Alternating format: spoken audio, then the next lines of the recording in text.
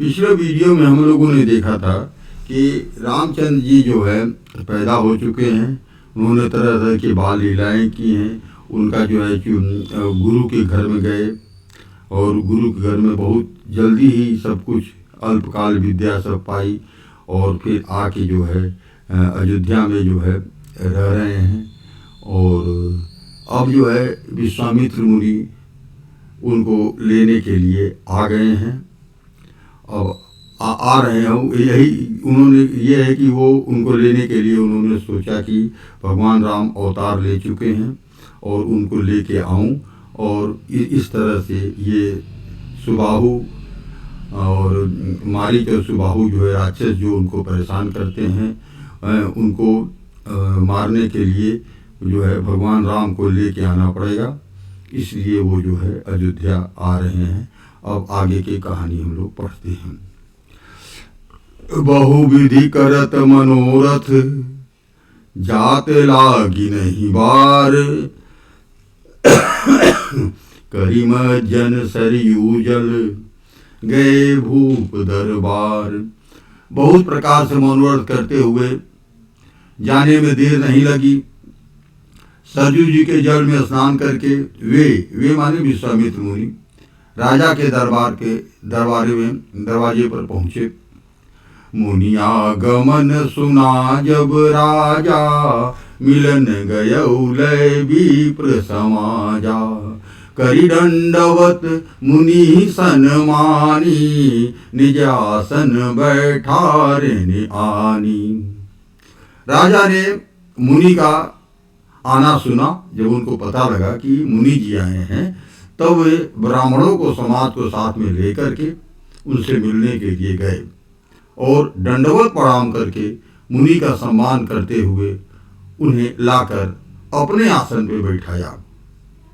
चरण पखारी की न अति पूजा, मौसम आजु धन्य नहीं दूजा। विविध भांति भोजन करवावा, मुनिवर हृदय हरस अति पावा। चरणों को धोकर बहुत प्रकार से पूजा की और कहा, मेरे समान धन्य आज कोई दूसरा नहीं है। क्यों? जिसके दरवाजे पर साधु आ जाए वो बहुत भाग्यशाली होता है। साधु लोग सबके दरवाजे पर आके खड़े नहीं होते हैं, इसलिए जो है जो वो बहुत भाग्यशाली होता है।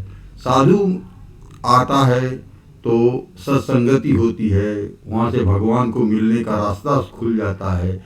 इसलिए जिसके दरवाजे पर साधु आ जाए उसके समान भगवान कोई नहीं होता है।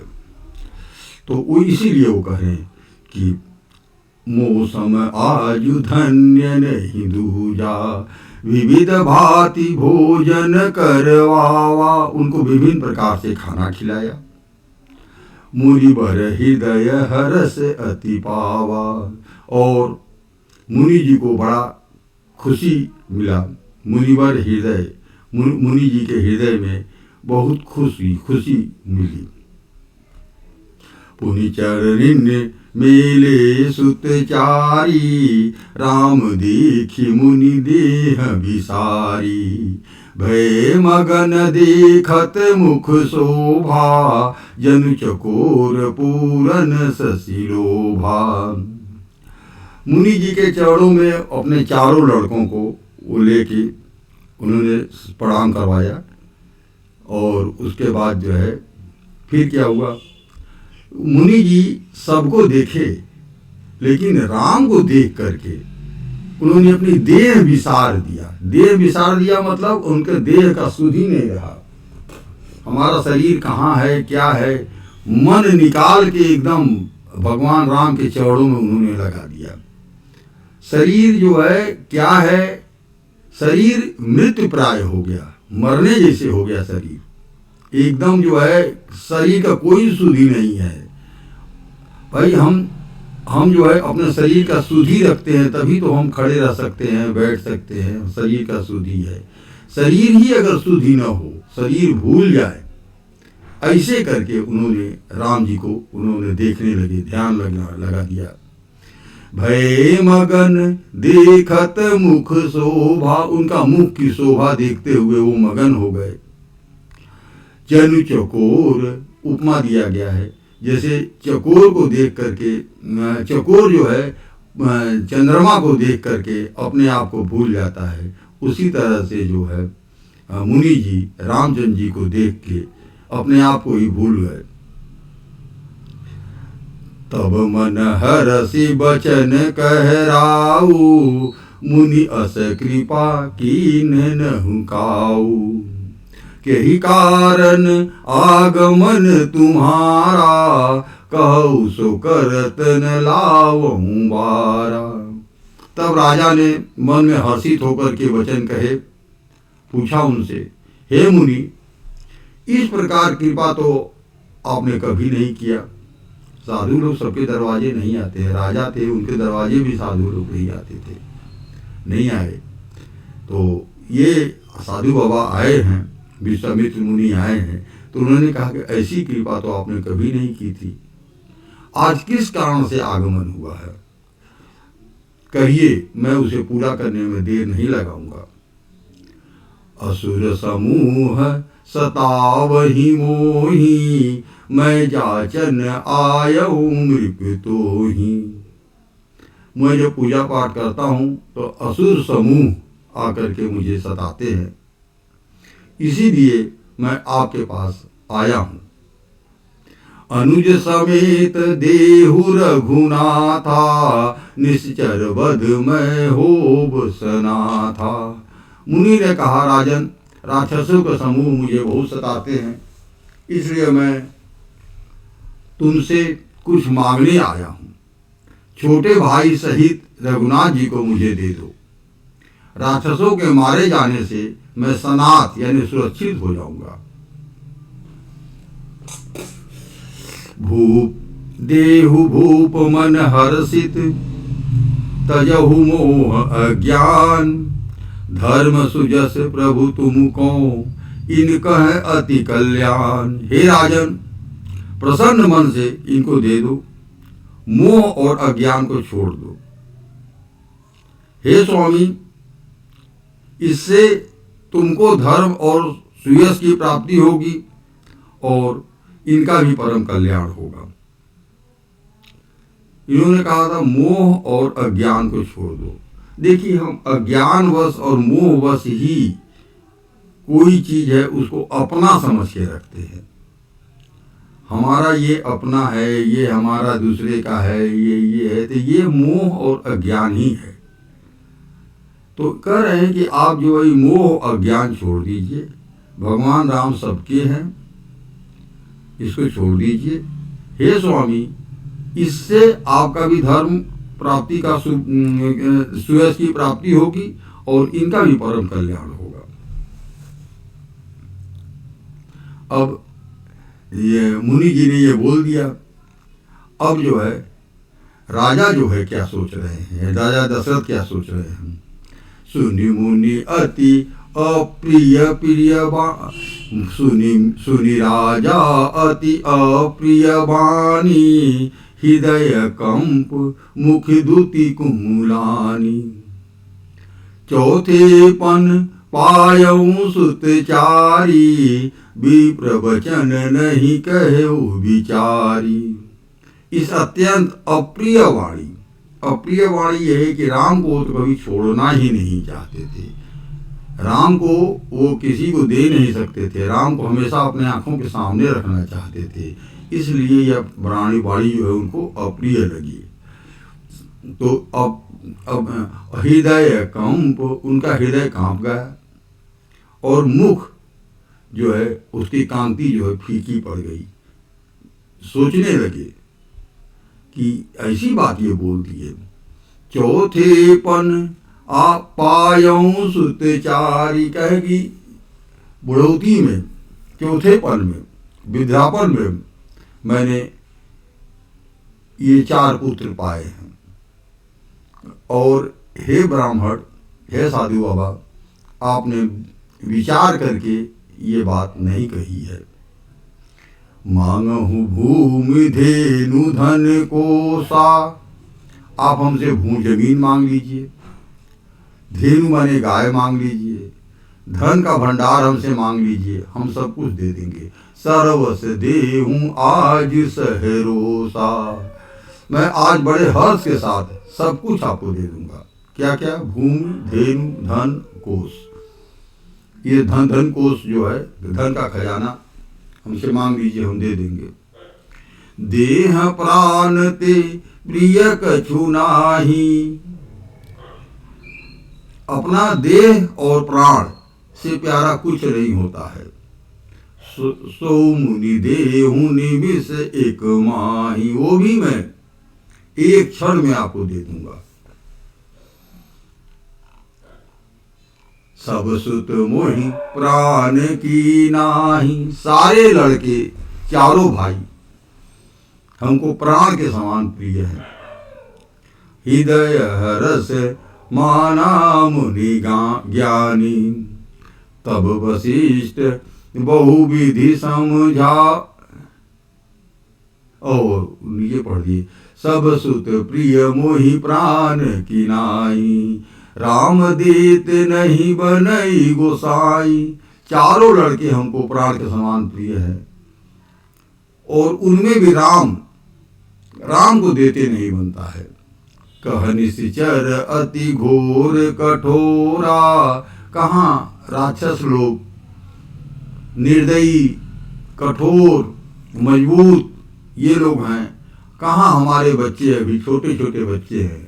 कहाँ सुंदर सुत परम किशोरा, कहाँ अत्यंत डरावने और क्रूर राक्षस, और कहाँ परम किशोर अवस्था के बिल्कुल सुकुमार मेरे सुंदर पुत्र। कैसे हो सकता है लड़ाई, कैसे कंपैरिजन हो सकता है? सुनि निप गिरा प्रेम रस सानी, राजा का वचन सुन करके जो प्रेम में डूबी हुई तो प्रेम में सनी हुई बात वाणी सुन करके, हृदय हरस माना मुनि ज्ञानी, विश्वामित्र जी के मन में बड़ा हर्ष हुआ कि ये राम जी को इतना अधिक प्यार करते हैं। तब वशिष्ठ बहुविधि समझावा, तब वशिष्ठ मुनि ने बहुत प्रकार से समझाया।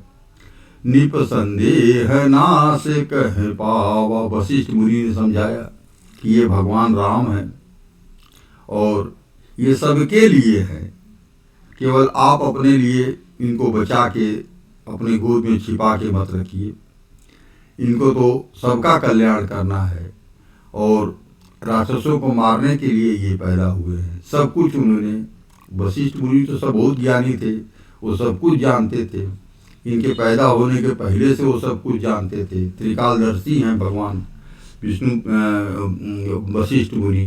तो वो जो है, जब उन्होंने सब कुछ समझाया इनको, तब इनका संदेह जो है खत्म हो गया। अति सादर अति आदर दो तनय बोलाए, आदर के साथ दोनों बच्चों को बुलाया। हृदय लाई, अपने हृदय में लगा लिया। बहुविधि सिखाए, बहुभांति सिखाए, और बहुत तरह से उनको शिक्षा दिया, सिखाया। मेरे प्राणनाथ सुत दो, तुम पुनि पिता आने नहीं को। राजा ने बड़े ही आदर से दोनों पुत्रों को बुलाया और हृदय से लगाकर बहुत प्रकार से शिक्षा दी। फिर कहा, हे नाथ, ये दोनों पुत्र मेरे प्राण हैं। हे मुनि, अब आप ही इसके पिता हैं और दूसरा कोई नहीं है, यानी आप पिता की तरह से इनका रक्षा कीजिएगा, पिता की तरह से संभालिएगा। ये जिम्मेदारी उन्होंने विश्वामित्र मुनि को दे दिया। सौपे भूप ऋषि सुत, बहुविधि देहि आशीष। जननी भवन गए प्रभु, चले नाई पद शीस। राजा ने बहुत प्रकार से आशीर्वाद दे करके पुत्रों को ऋषि के हवाले कर दिया। फिर प्रभु माता के महल में गए और उनके चौड़ों में सिर नवाकर चले। पुरुष सिंह दो वीर, हरसि चले मुनि भय हरन, कृपा सिंधु मति धीर, अखिल विश्व कारण करन। पुरुषों में सिंह रूप दोनों भाई मुनि का भय हरने के लिए प्रसन्न होकर चले। वे कृपा के समुद्र, धीर बुद्धि और विवेक और संपूर्ण विश्व के कारण के भी कारण हैं। धीर बुद्धि है और संपूर्ण विश्व के कारण जो है उसके भी ये कारण है। अरुण नयन उर बाहु विशाला, नील जलज तनु श्याम तमाला। कटिपट पीत कसेबर भाथा, रुचिर चाप सायक दुहा था। भगवान के लाल नेत्र है, चौड़ी छाती और विशाल भुजाएं हैं। नील कमल और तमाल के वृक्ष की तरह श्याम शरीर है। कमर में पीतांबर पहने हैं और सुंदर तरकस कसे हुए हैं। दोनों हाथों में क्रमशः सुंदर धनुष और बाण है। ये भगवान का बात बताया जा रहा है। भगवान कैसे लग रहे हैं? भगवान के नेत्र लाल है, चौड़ी छाती, विशाल भुजाएं हैं, नील कमल और तमाल के पेड़ की तरह से उनका शरीर सांवले रंग का है। कमर में पीतांबर पहने हैं और सुंदर तरकस कसे हुए हैं।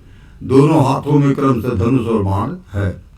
श्याम गौर सुंदर दो भाई, रामचंद्र जी श्याम, लक्ष्मण जी गौर, गोरे रंग के हैं।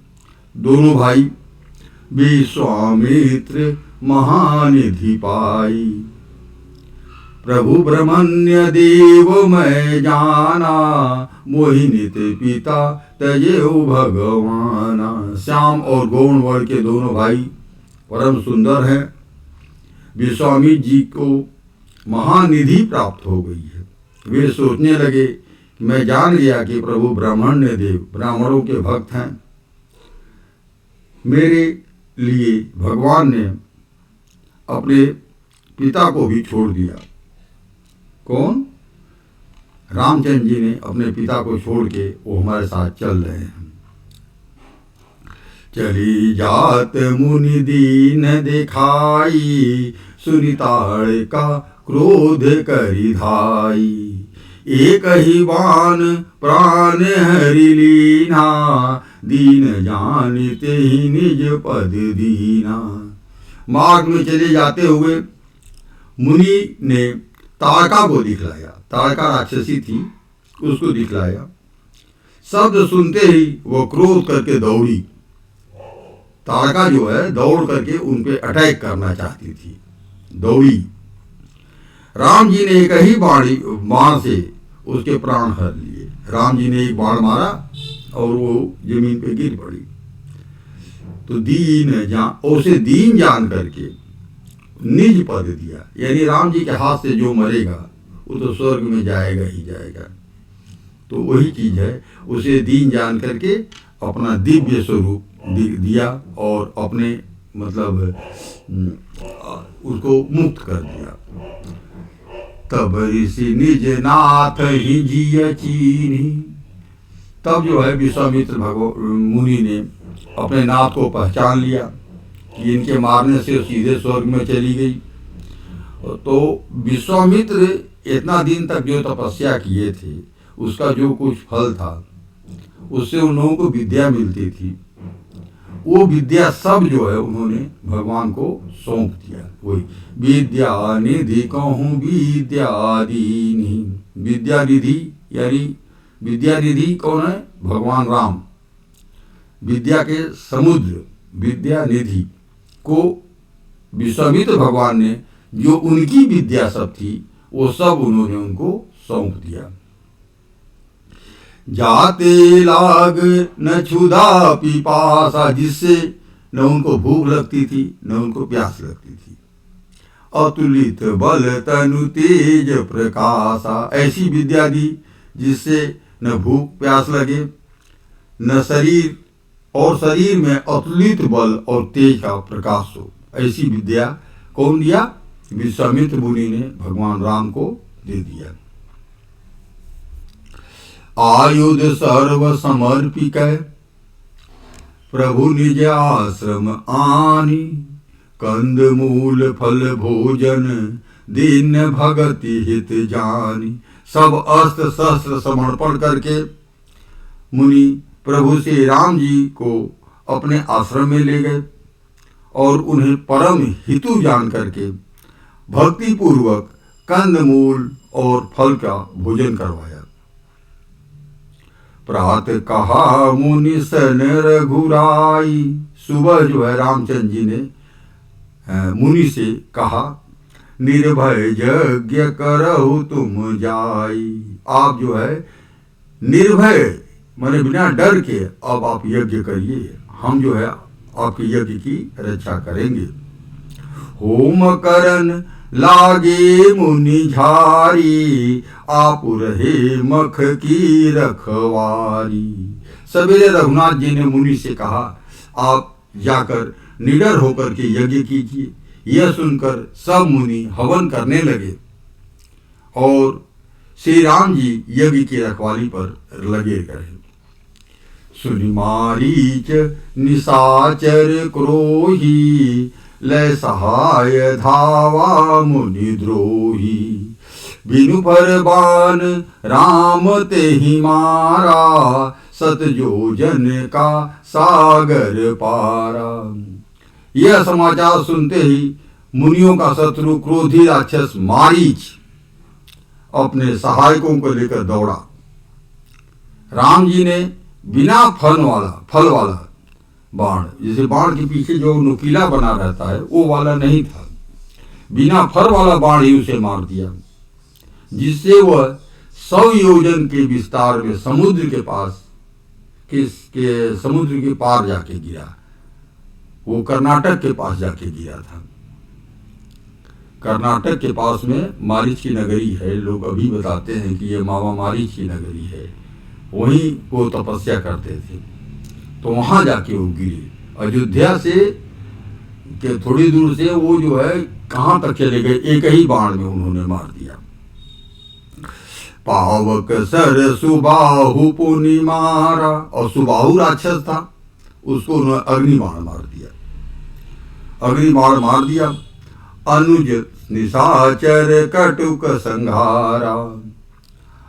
इससे छोटे भाई लक्ष्मण जी ने राक्षसों की सेना को संहार कर डाला। इस प्रकार मारिद असुर द्विज निर्भयकारी, स्तुति करहि देव मुनि झारी। इस प्रकार राम जी ने राक्षसों को मारकर ब्राह्मणों को निर्भय कर दिया। सारे देवता और मुनि स्तुति करने लगे। तह पुनि कछुक दिवस रघुराया, रहे कीन विप्रन परदाया। भगति हेतु बहु कथा पुराना, कहे विप्र यद्यपि प्रभु जाना। श्री रघुनाथ जी वहां कुछ दिन और रह करके ब्राह्मणों पर दया किया, ब्राह्मणों के साथ में रहे, सत्संगति किया। भक्ति के कारण ब्राह्मणों ने उन्हें पुराणों की बहुत सी कथाएं कही। यद्यपि प्रभु सब जानते थे, फिर भी उन्होंने सम्मान से सब कुछ सुना। तब मुनि सादर कहा बुझाई, चरित एक प्रभु देखिए जाई। तब तदंतर मुनि ने आदर पूर्वक समझाकर कहा, हे प्रभु, चलकर एक चरित्र देखिए। रघुकुल के स्वामी श्री रामचंद्र जी धनुष यज्ञ की बात सुन करके, धनुष यज्ञ सुनि रघुकुल नाथा, हरसि चले मुनिवर के साथ। उन्होंने बताया कि वहाँ जनकपुर में धनुष यज्ञ हो रहा है, चलो चलते हैं, हम लोग वहाँ चलकर देखते हैं, चरित्र देखते हैं। तो धनुष यज्ञ की बात सुन करके रामचंद्र जी भी जो है मुनि जी के साथ में धनुष यज्ञ सुनि रघुकुल नाथा। रामचंद्र जी जब सुना कि धनुष यज्ञ हो रहा है, हरसि चले मुनिवर के साथा। और रामचंद्र जी मुनिवर के साथ में, वशिष्ठ मुनि के साथ में, विश्वामित्र मुनि के साथ में वो जो है धनुष यज्ञ देखने चले गए। अब रास्ते में क्या हुआ, रास्ते में जा रहे हैं तो एक आश्रम दिखाई पड़ा। आश्रम एक दीख मग माही, खग मृग जीव जंतु तह नाही।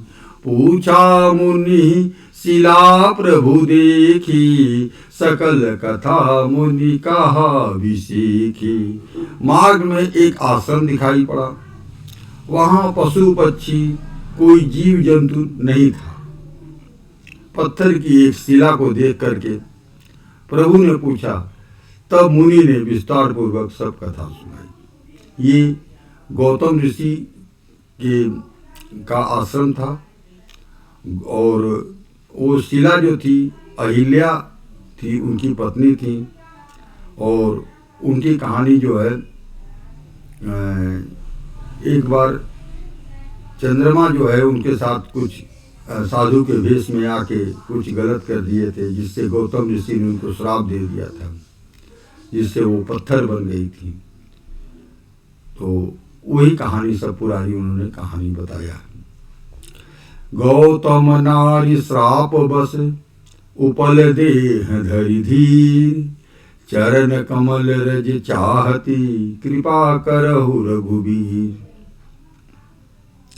गौतम मुनि की स्त्री अहिल्या साफ बस पत्थर की देह धारण किए हुए बड़े धीरज से आपके चरण कमलों की धूल चाहती है।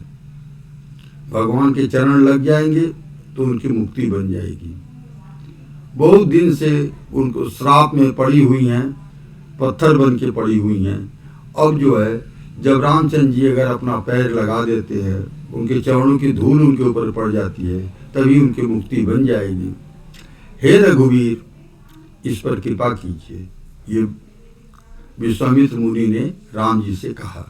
राम जी से उन्होंने समझाया, पूरी गौतम ऋषि की कहानी बताया और कहा कि ये जो है अहिल्या की का यहाँ श्राप बस पड़ी हुई हैं, आप इनको मुक्त कीजिए। अब जो है इन्होंने उनको मुक्त किया। कैसे किया?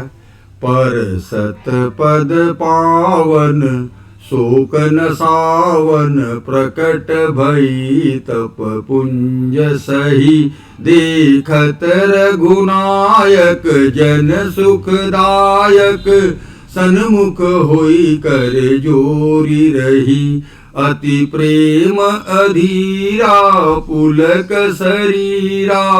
मुख नहीं आवई वचन कही, अतिशय बड़ भागी चरण निलागी। जुगल नयन जलधार बही।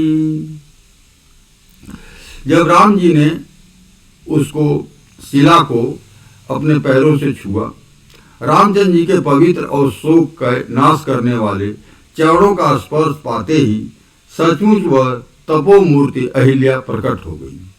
जिस समय रामचंद्र जी ने पैर से छुआ तो अहिल्या वहीं पे प्रकट हो गई। और प्रकट होने के बाद भक्तों को सुख देने वाले श्री रघुनाथ जी को देख करके राम जी को उन्होंने देखा और हाथ जोड़कर सामने खड़ी रह गई। अत्यंत प्रेम के कारण वो अधीर हो गई, उनका शरीर पुलकित हो उठा। मुख से वचन कहने में नहीं आते हैं। जब आदमी बहुत बड़ी चीज पा जाता है तो उसके मुंह से कोई शब्द निकलते नहीं हैं, तो वही चीज उनके साथ हो गया है। खड़ी रह गई, हाथ जोड़ करके खड़ी रह गई, उनके मुंह से कोई वचन नहीं आते हैं। वो अत्यंत बड़भागिनी अहिल्या प्रभु के चरणों से लिपट गई और दोनों नेत्रों से जल, प्रेम और आनंद के आंसुओं की धारा बहने लगी। यानी आंखों से खुशी के आंसू बह रहे हैं। धीरज मन कीन्हा प्रभु कहूँ चीन्हा, रघुपति कृपा भगति पाई। अति निर्मल वाणी अस्तुति ठानी, ज्ञान गम्य जय रघुराई। मैं नारी अपावन प्रभु जग पावन, रावण रिपुजन सुखदाई। राजीव विलोचन भव भय मोचन, पाहि पाहि शरण आई। फिर उसने मन में धीरज रखकर प्रभु को पहचाना और श्री रघुनाथ जी की कृपा से भक्ति प्राप्त की। भक्ति प्राप्त होना बहुत बड़ी चीज है। अगर भगवान की भक्ति मिल जाए, भक्ति नहीं भगवान कभी देते हैं। भगवान जो है और सब चीज दे देते हैं, मोह माया सब कुछ पकड़ा देंगे, घर दिए देंगे, द्वार दे देंगे, नौकरी दे देंगे, सब कुछ दे देंगे, लेकिन अपनी भक्ति जो है बहुत किसी किसी को देते हैं। फिर उन्होंने मन में धीरज को पहचाना और रघुनाथ जी की कृपा से, बिना उनकी कृपा से भक्ति नहीं मिलती है, रघुनाथ जी की कृपा से ही भक्ति प्राप्त किया। तब अत्यंत निर्मल वाणी में उसने माने अहिल्या ने स्तुति प्रारंभ किया। तब उनका जो है स्तुति किया। उन्होंने क्या कहा, हे ज्ञान के जानने योग्य ज्ञान, हे ज्ञान से जानने योग्य श्री रघुनाथ जी, आपकी जय हो। मैं सहज ही अपवित्र स्त्री हूं और हे प्रभु, आप जगत के पवित्र करने वाले, भक्तों को सुख देने वाले और रावण के शत्रु हैं। मैं नारी अपावन प्रभु जग पावन, जग को पवित्र करने वाले, रावण रिपु, रावण के शत्रु, जन सुखदाई और जन को सुख देने वाले हूं। राजीव विलोचन, आपकी आंखें जो है कमल के समान है, हे कमल नयन। हे संसार और जन मृत्यु को भय को छुड़ाने वाले, भव भय मोचन, मतलब जन मृत्यु के भय को छुड़ाने वाले। मैं आपकी शरण में आई हूं, पाहि शरण पाहि पाहि शरणी न आई।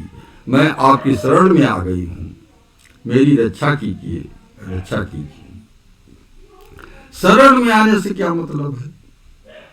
शरण में आने से मतलब ये है कि हमारा जो भी अच्छा है बुरा है सब आपका है, हम आपके शरण में हैं। जैसे अगर हम किसी के शरण में जाते हैं, कहते हैं भैया अब जो आप कहोगे वही हम करेंगे, बाकी हमारा अपना कुछ नहीं है, आप जो कहोगे जैसे कहोगे उसी तरह से हम रहेंगे। ये शरण में आना होता है।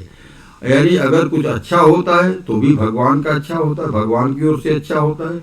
अगर कुछ खराब होता है तो भी भगवान उसी जिम्मेदारी लेते हैं उसको, ठीक भगवान खराब हो ही नहीं सकता है, हाँ अच्छा ही होता है। तो जो कुछ भी अच्छा होता है वो भी हम भगवान को सौंप देते हैं, भगवान से कहते हैं बस भगवान ने आपने किया है, हम तो एक माध्यम मात्र हैं। यही शरण में आना होता है। हम कुछ नहीं है, हम आपके अंडर में हैं, हम आपके साथ में हैं, आप हमसे जो कराएंगे वो हम करेंगे। यही शरण में आना होता है, अपने को शरण में उनको दे देना। तो वही कह रहे हैं कि भक्तों को सुख देने वाले रावण के शत्रु हैं, हे कमल नयन, हे संसार को जन्म मृत्यु से छुड़ाने वाले, मैं आपकी शरण में आई हूं, मेरी रक्षा कीजिए, रक्षा कीजिए। आगे बता रही हैं, मुनि श्राप जो दीना, जो मुनि ने श्राप दिया था उन्होंने अच्छा ही किया था। अति भल कीना परम अनुग्रह में माना, अगर वो श्राप नहीं देते तो क्या भगवान राम के दर्शन कभी उनको होते? वो यही चीज बोल रही हैं कि उनके श्राप देने के वजह से ही आज हमको भगवान राम के दर्शन हो गए। मुनि श्राप जो दीना अति भल कीना, परम अनुग्रह मैं माना। देखेऊं भरी लोचन हरि भव मोचन, यही लाभ शंकर जाना। बिनती प्रभु मोरी मैं मति भोरी, नाथ न मागऊं बरयाना। पद कमल परागा रस अनुरागा, मम मन मधुप करे पाना। मुनि ने जो श्राप दिया सो बहुत ही अच्छा किया। मैं उसे अत्यंत अनुग्रह मानती हूँ कि जिसके कारण मैंने संसार को छुड़ाने वाले श्री हरि आप यानी भगवान राम को नेत्र भर कर देखा। अगर श्राप नहीं देते तो हम नहीं देख पाते। वही चीज गई कि भगवान उन्होंने उनके पति ने जो श्राप दिया उन्होंने बहुत अच्छा किया। इसी आपके दर्शन को शंकर जी सबसे बड़ा लाभ समझते हैं। शंकर भगवान भी ये इसको सबसे बड़ा लाभ समझते हैं कि आपका दर्शन हो जाए। हे प्रभु, मैं बुद्धि की बड़ी भोली हूं, मेरी एक विनती है। हे नाथ, मैं और कोई वर नहीं मांगती हूं, केवल यही चाहती हूं कि मेरा मन रूपी भौरा आपके चरणों की रज को प्रेम रूपी रस के साथ का सदा पान करता रहे। यानी हमारा ध्यान हमेशा आपके चरणों में लगा रहे, हमको भक्ति मिल जाए। यही जो है वो करे कि हमको और कुछ नहीं चाहिए, हमको जो है सिर्फ जो है आपकी भक्ति चाहिए, आपके चरणों में हमारा ध्यान लगा रहे। ये चीजों मांग रही हैं। जेहि पद सुर सरिता परम पुनीता, प्रकट भई शिव शीस धरी। सोई पद पंकज जेहि पूजत अज, मम सिर धरो कृपाल हरि। एहि भांति सिधारी गौतम नारी, बार बार हरि चरण परी। जो अति मन भावा शोभ रूपावा, गए पतिलोक आनंद भरी। जिन चरणों से परम पवित्र देव नदी गंगा जी प्रकट हुई है, गंगा जी तो विष्णु भगवान के चरणों से प्रकट हुई हैं, शंकर जी के कमंडल में गई हैं, वही चीज है। शंकर जी के पास गई हैं। शंकर जी ने फिर उनके सिर में से एक बाल खोल के गंगा जी को पूरे शरीर पूरे संसार को पवित्र करने के लिए उन्होंने छोड़ दिया था। तो कर ये जिन चरणों से पवित्र एवं परम पवित्र देव नदी गंगा जी प्रकट हुई हैं, जिन्हें शिव जी के सिर पर धारण किया, और जिन चरण कमलों से को ब्रह्मा जी पूजते हैं, कृपालु हरि यानी आपने श्री रामचंद्र जी ने उन्हीं को मेरे सिर पर रखा, उस पैर को आपने मेरे सिर पर रखा। इस प्रकार स्तुति करती हुई बार बार भगवान के चरणों में गिर करके जो मन को बहुत ही अच्छा लगा, उस वर को पा करके गौतम ऋषि अहिल्या आनंद से भरी हुई पति लोक को चली गई। यानी जहां उनके पति जी थे उनके पास वो चली गई। ये सब होने के बाद वो जो है अब पति लोक को वो चली गई। अस प्रभु दीन बंधु हरि, कारण रहित दयाल। तुलसीदास सटते ही भजू, छाड़ी कपट जंजाल। प्रभु रामचंद्र जी ऐसे दीन बंधु हैं, बिना किसी कारण के ही दया करने वाले हैं। तुलसीदास जी कहते हैं कि हे सठ, हे मन, तू कपट जंजाल छोड़ करके उन्हीं का भजन करो। अब हम लोग यहाँ विश्राम लेते हैं। आगे जो है रामचंद्र जी जो है जनकपुर तरफ जाएंगे और वो कहानी हम लोग आगे पढ़ेंगे। बस हम लोग यहीं विश्राम लेते हैं।